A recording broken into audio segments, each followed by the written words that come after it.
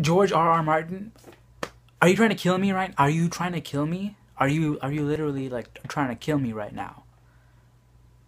Oh my. That was the most gruesome, the most graphic death I have ever seen in my the mountain literally put his thumbs into his eyeball sockets and was like pressing them in, and you saw them going in and the blood was coming. He literally crushed Oberyn's head. He crushed his head. I thought they were not even going to show it. And then, oh my. Alright, well, on with this review. This review is on Game of Thrones. This is my reaction to Game of Thrones Season 4, Episode 8, entitled The Mountain and the Viper. We all know where that title came from. Alright, so the episode started off with the wild... Okay, I don't even know what it started off with, but the wildlings are, you know, go to the, you know, attacking the place where Gilly is at, right? And then Sam is like, oh my gosh, when he found out about the news, like, you know, I hope, oh, she died, I shouldn't have left her there, and all this whatnot stuff, like, oh, I made a mistake, right? But the cool thing about it was we got to see Ygritte. We got to see Ygritte again, and she was gorgeous with her red hair and everything, as usual.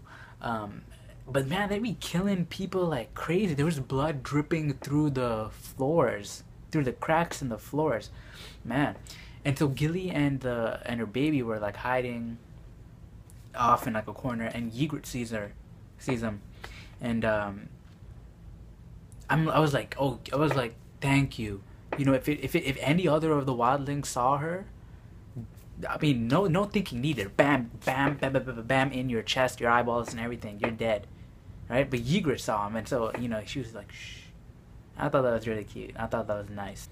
All right, so Ramsay is sending Reek Theon Greyjoy as his secret agent to go and do his mission and whatnot, right? And then he got all dressed up in his armor and everything, and he goes to his fellow people, and he was talking to Theon Greyjoy and whatnot, and yo, you could see, like, as he was talking to the guy, and then the guy was like, surrender? Yo, I'm a freaking Ironborn, you know, I'm not gonna surrender. You know, what you gonna do, you know? I'm not surrendering to Lord Bolton, no way. And he's like, there's no lack of pride in that, whatever, yeah, I'm not surrendering, son.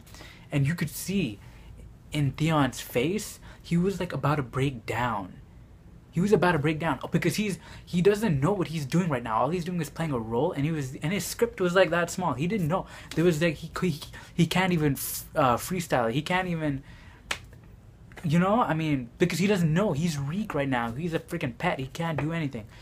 And so he was like about to break down. He was like mumbling like, I'm Reek or something like that. He was mumbling, and like he was about to break down. Like, you could see he was shaking. And then the guy from behind went bam, stabbed the guy in the head with an axe. If that did not happen, Theon would be like in the fetal position on the ground, like rocking back and forth, like he couldn't take anymore. And so they were like, okay, yo, so if we surrender, we'll live, right? And then Theon's like, yeah. He got himself together. He's like, yeah. All right, so that mission went well, you could say. And he went back and whatnot, right? Yo, Ramsay did not let them surrender. He skinned them. Yo, he skinned them. You see, like, them dead bodies hanging skinless. That was crazy. And then they go off, and then they go meet up with their dad, Lord Bolton. Ramsay Snow meets up with their dad, Lord Bolton, and this really cool thing happens. Ramsay has proven himself as, you know, worthy son. And so Lord Bolton goes ahead and changes his name to Ramsay Bolton from Ramsay Snow. Imagine the pride and how happy Ramsay must have felt at that moment. I know we all hate Ramsay, but I mean, he must have felt so happy and proud. Like, man, that must have been crazy. That must have been an amazing moment for him. This part of the episode was really cool. I like this. The Sansa, usually I don't like the Sansa stuff. But I did in this episode. I did. All right. So there's like they're at a trial type of thing, right? And Littlefinger is being questioned and whatnot because you just got here a few days ago. You know, you married Liza, and then now she's dead, and you're saying it's suicide. That sounds suspicious, right? And they know his history and whatnot, being all cunning and you know. So they're like, you know what? We're gonna bring out Sansa, this sweet little innocent girl. She's going to, and then she comes out and she's like, I'm sorry, Lord Baelish, I have to tell the truth. I was like, oh yeah, you know, it's Sansa. Of course she's gonna tell the truth, right? You know. And then she was like, you know, she was like barely, you could barely even hear her when she was talking. And then one of the guys was like, yo, you're not freaking kitchen mouse, speak up. I was like, dang, finally someone told her, right? And then she's like, you know, I'm sorry, I can't lie. I'm sorry, Lord Baelish. And she goes ahead and lies. Like, that was something I did not expect Sansa to do. She basically said that Liza did commit suicide. Littlefinger, you know, she gave away details that would, you know, like support the fact that she's telling the truth, right? But then she lied about certain parts to make the story really believable. She was being smart. And Sansa's usually not that smart. You know, I mean, she was. I'm proud of you, Sansa. Sansa basically said that, you know, Littlefinger just gave her a little peck on the cheek. You know, no lip to lip and lip action and whatnot. Just a little peck on the cheek. And Liza saw that, and she freaked out, being a crazy woman that she is, because we all know she's crazy. And she's like, I'm gonna kill myself. I can't take this anymore. And then Littlefinger was like, Liza, honey, no, I love you. Please don't kill yourself. But then Liza was like, I can't take this. And then she committed suicide. We all know that's not what happened, but that's the story Sansa told. And then later on, we see Sansa in her quarters. Littlefinger comes knocking up and comes into her room, and we find out and Littlefinger's like, yo, so why'd you do this for me? Why'd you help me? Sansa is finally looking out for herself. She's finally looking out for herself. This is a good thing. This is a very good thing. The reason she did it was because if Littlefinger died, who does she have? She has no one. Those 3 people there, she doesn't know those people. What is she going to do? She doesn't trust them. She doesn't know them. But Littlefinger, she knows Littlefinger. And most importantly, she knows what Littlefinger wants. Sansa's playing the game now. Sansa's finally getting into the game. Good job. Littlefinger had this great idea. Actually, I don't know what he's planning. He's planning something, but I don't know what. He wants Robin to get out of the Vale. You know, he's been sheltered this whole time, and he wants Robin to, you know, finally become a man, finally become the leader of the Vale, and go out and you know, go out and learn how to ride some horses, you know, fight with a sword and stuff. Be a man, right? You know what I'm thinking? I'm thinking Littlefinger's planning on killing Robin too. Therefore, that way he can become Lord of the Vale, you know? Something like that. I don't know. We'll see, right? Yo. And so you see Robin and Littlefinger talking, right? And then you see Sansa come out through the door, the hallway thing, right? And it's freaking bright. It's glowing around her. And she comes out in this dress like freaking Katniss Evergreen. And she's walking down the stairs. She's smirking, looking around. And she's like, I know I look good. And she's like looking down, and Littlefinger's like staring up at her, and she's smiling. She knows she bad, and she knows.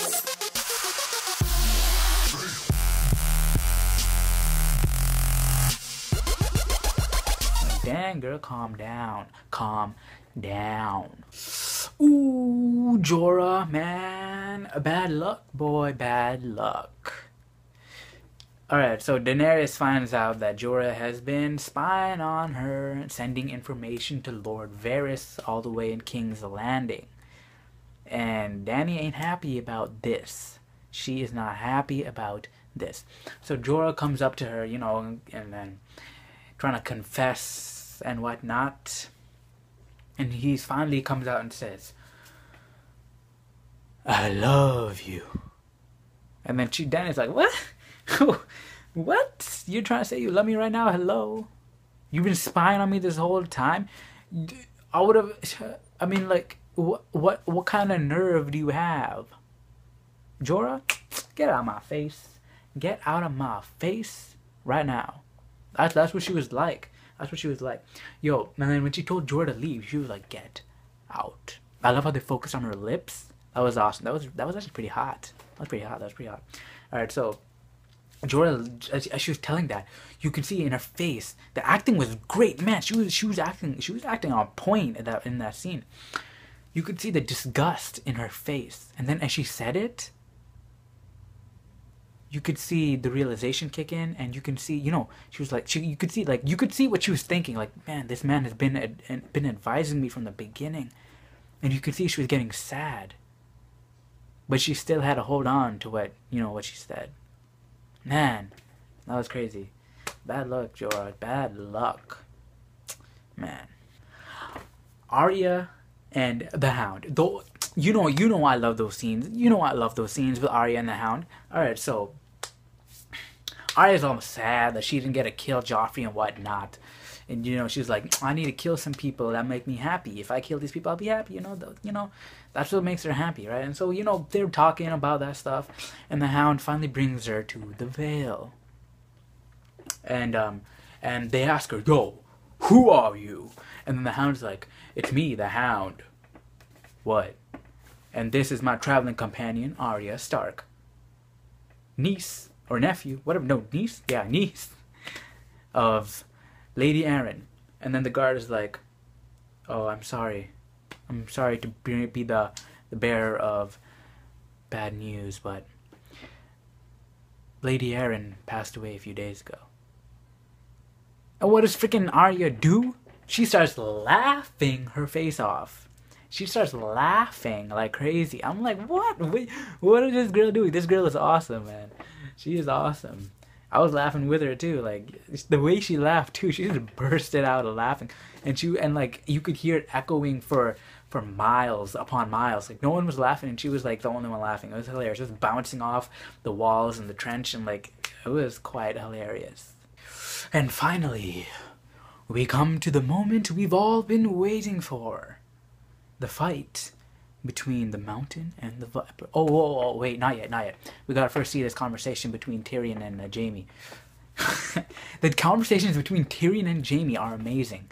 I just love the bro to bro dialogue. Okay, it's awesome. And the way Tyrion talks with his brother, I don't know, it's really cool. I like it. And the way Tyrion looks at things, like he was freaking analyzing for years upon years the way his cousin smashed beetles with rocks, and he was like questioning. He had nightmares about it. Like, come on, man, calm down. I mean, just the things that Tyrion talks about, the way he thinks. I really like Tyrion. I really do like Tyrion. All right. Besides, the dude's gonna die. All right, now we get to the fight. So, they pan the camera to the fighting rink, the arena, and you see freaking Oberyn making out with his girlfriend, his wife, right? This dude's a boss, man. He got this. He's freaking making out with his wife and drinking wine. Tyrion's like, yo, you're fighting. You gotta fight right now. Why you shouldn't be drinking wine? And he's like, yo, how many battles you fought in, man? I know what I'm doing. I always drink before I fight. I mean, Oberyn was acting like a beast. He was acting like a beast. I'm like, yo, this fight's in the bag. This fight's in the bag. Tyrion can't die. He has to live. Oberyn, they just introduced the character in this season, and he's a freaking beast. People love him. They gotta keep him, man. They gotta keep him. George R. Martin's like, freaking no. Nope. Oh, man. Oberyn was owning in the fight. He was owning like crazy. He was freaking doing backflips like Darth Maul. Darth Maul backflips and front flips and side flips and slicing him up in every single way. Stab him through the chest, slice his leg. Like freaking, he was owning the match. He controlled that entire arena, right? And he got the Hound on the ground. I mean, the Mountain on the ground, right? He was like, no matter the size, it's all the same when they're lying on the ground. And yeah, the Mountain is laying there on the ground. And then, but see, the thing is, Oberyn was fighting for a different reason. He wanted the Mountain to confess that he killed her sister raped her, and then killed her children, right? I mean, raped her, killed the children, and then killed the sister. Sorry, I got that backwards. Yeah, man. He was too obsessed with that. I mean, that was the reason why he was fighting. He was on the guy. He had the match in the bag, and the mountain was on the ground, and he was like, confess your sins, brother. He was like going Mr. Echo on him, man. He was like, confess, you gotta confess. You killed my sister. You raped her. You killed her children. Right? He was doing all that, and he was getting so engrossed in that he did not notice the hound grab his leg and freaking trip him, and then the hound got on top of him. I'm like, oh no, please no. This can't be happening. He has to get over. He has to like push him over or something. No, that does not happen. Oh my gosh, the way he died was insane. That was the most gruesome death of this entire show. He stabbed his thumbs through his eyes, pushed his thumbs into his eye sockets, and proceeded to crush his head. And his brains freaking burst out of his skull. They showed it. They didn't show the actual crushing, but they showed the aftermath. Yo, during the fight, you should see Jamie was like, man, this guy's a beast. He was. I don't know. Me and Jamie had the same reaction. Yo, look at this guy doing flips and whatnot, showing off. Like, calm down, man. You know you got this in the bag, okay? We got it. You know. And then, and what's the freak his name? Cersei was like, oh, come on. You know, she was like, ugh, I lost this one. And then Jamie was like, yeah, I got nothing to worry right now. Like, my brother's gonna be living tomorrow. Man, and then he had to die? He died, the way he died, oh. That was the most insane death I've seen in my life. I can't even. I was feeling sick in my stomach. I was like, oh, cringing as I was watching that scene, man. Whew. Insane. George R.R. Martin.